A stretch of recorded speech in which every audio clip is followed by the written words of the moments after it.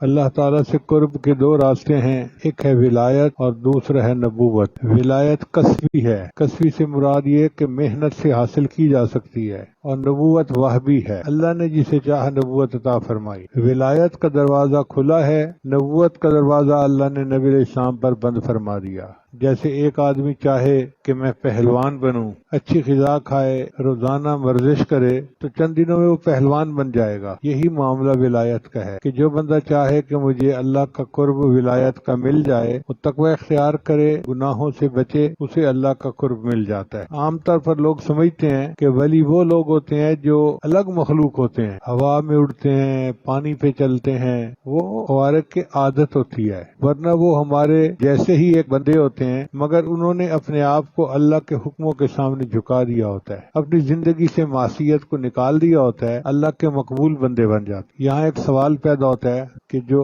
اولیاء اللہ ہیں ان کی نشانیاں کیا ہیں؟ سب سے پہلی نشانی کہ ان کے چہروں کو دیکھو اللہ یاد آتا ہے۔ اذا رؤوا ذکر اللہ، نبی اسلام نے فرمایا کہ ان کے چہروں کو دیکھو اللہ یاد آتا ہے، یہ ان کی پہلی نشانی ہے۔ ان کے دل میں جو اللہ کی محبت ہوتی ہے وہ ان کے چہروں سے جھلکتی ہے۔ جو تہجد کی ان کی برکات ہوتی ہیں، اللہ ان کے چہرے پہ سجا جاتے ہیں، پر نور چہرہ، ایسا چہرہ اپنائیت محسوس ہوتی ہے، محبت محسوس ہوتی ہے۔ جس طرح لوہا مقناطیس کی طرف کھنچتا ہے، بندہ اس طرح اولیاء اللہ کو دیکھ کے ان کی طرف کھنچ رہا ہوتا ہے، دل کھنچ رہا ہوتا ہے، وہ دلوں کے مقناطیس ہوتے ہیں۔ دوسری نشانی کہ ان کو موت بہت پسند ہوتی ہے۔ اللہ فرماتے ہیں قل یا ایھا الذین ھادوا ان زعمتم انکم اولیاء للہ من دون الناس فتمنوا الموت ان کنتم صادقین۔ موت انہیں کیوں پسند ہوتی ہے؟ کہ ان کو پتہ ہوتا ہے کہ مرنے کے بعد ہمیں اللہ کا دیدار نصیب ہوگا، اللہ سے ملاقات ہوگی، تو ان کا دل چاہتا ہے کہ بس یہ دنیا کا امتحان ختم ہو،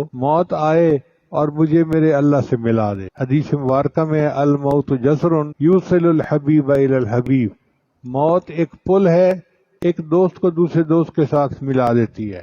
پھر ایک اعزاز ان کا یہ بھی ہے کہ اللہ تعالیٰ ان کو پرسکون زندگی عطا فرماتے ہیں۔ لا خوف علیہم ولا هم یحزنون، خوف کہتے ہیں باہر کا ڈر، اور حزن کہتے ہیں اندر کا غم۔ نہ کوئی باہر کا ڈر ہوتا ہے، نہ کوئی اندر کا غم ہوتا ہے، پرسکون زندگی ہوتی ہے۔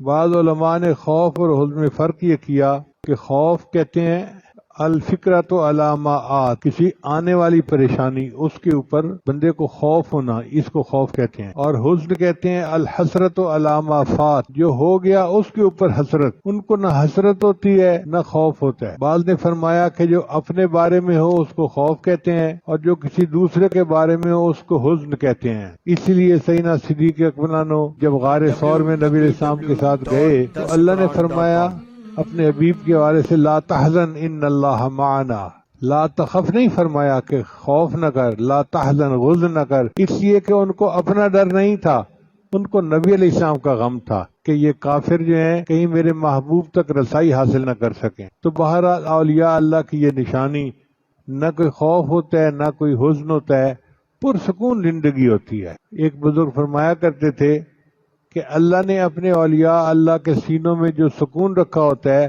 اگر اس کی زکوٰۃ نکالی جائے اور شہر کے پریشان لوگوں میں تقسیم کی جائے تو کوئی پریشان بچے ہی نہیں۔ ابراہیم ادم رحمۃ اللہ فرمایا کرتے تھے اگر ان بادشاہوں کو پتہ چل جائے کہ اولیاء اللہ کے دل میں کتنا سکون ہوتا ہے تو یہ فوجیں لے کے ہم پر چڑھائی شروع کر دیں کہ ہمیں بھی چاہیے۔ مشہور واقعہ ہے، ایک بزرگ تھے، ان سے بادشاہ وقت کسی وقت ناراض ہو گیا کسی بات پہ، اس نے فیصلہ کیا کہ میں ان کو 3 دن کے بعد بھوکے شیر کے آگے ڈلوا دوں گا۔ اس زمانے میں سزا دینے کی مختلف نوعیتیں ہوتی تھیں، کسی کو درے لگوائے جاتے تھے، کسی کو پھانسی چڑھایا جاتا تھا، اور کسی کو شیر کے آگے ڈالتا تھا اور شیر کو 2-3 دن بھوکا رکھا جاتا تھا۔ اب بتائیں جس بندے کو بتا دیا گیا ہو کہ آپ کو 3 دن کے بعد بھوکے شیر کے آگے ڈال دیا جائے گا، اس کا کیا غم سے حال ہوتا ہے، مگر وہ پرسکون اللہ کی یاد میں ہے۔ چنانچہ جب 3 دن کے بعد شیر کو چھوڑا گیا تو شیر ان کے قریب آیا اور اس نے آ کے ان کے پاؤں چاٹنے شروع کر دیے۔ تو وزیر نے بادشاہ وقت کو مشورہ دیا کہ یہ کامل بندہ ہے اور ہم اس کی بے ادبی کر رہے ہیں، ایسا نہ ہو کہ ہم پر اللہ کا عذاب آ جائے، معافی مانگ لو۔ تو بادشاہ نے ان سے معافی مانگی اور ان کو گھر بھیج دیا۔ اب بیوی صاحبہ تو رو دھو رہی تھی کہ میرے خاوند کو شیر کے آگے ڈال دیا، میں بیوہ ہو گئی۔ اچانک اس نے دیکھا کہ خاوند گھر میں داخل ہوئے تو وہ بڑی حیران ہوئی، پوچھنے لگی آپ کیسے آ گئے؟ ان کا مجھے شیر کے آگے ڈالا گیا تھا، مگر شیر نے آ کے میرے پاؤں چاٹے اور بادشاہ نے مجھے واپس بھیج دیا۔ تو بیویاں بیویاں ہوتی ہیں۔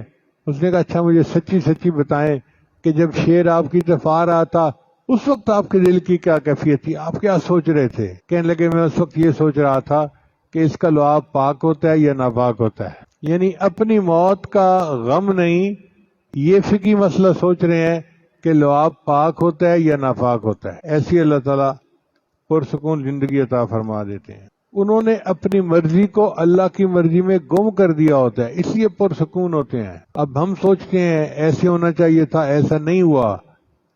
بھئی جیسے اللہ کی مرضی، جس نے کائنات کو بنایا ہے اسی نے کائنات کو چلانا ہے نا، ہم کون ہوتے ہیں اپنی مرضی کرنے والے؟ ویڈیو کے نیچے سبسکرائب کے بٹن پہ کلک کریں، بیل کے آئیکن پہ کلک کیجئے تاکہ ہر نئی ویڈیو کی نوٹیفیکیشن آپ کو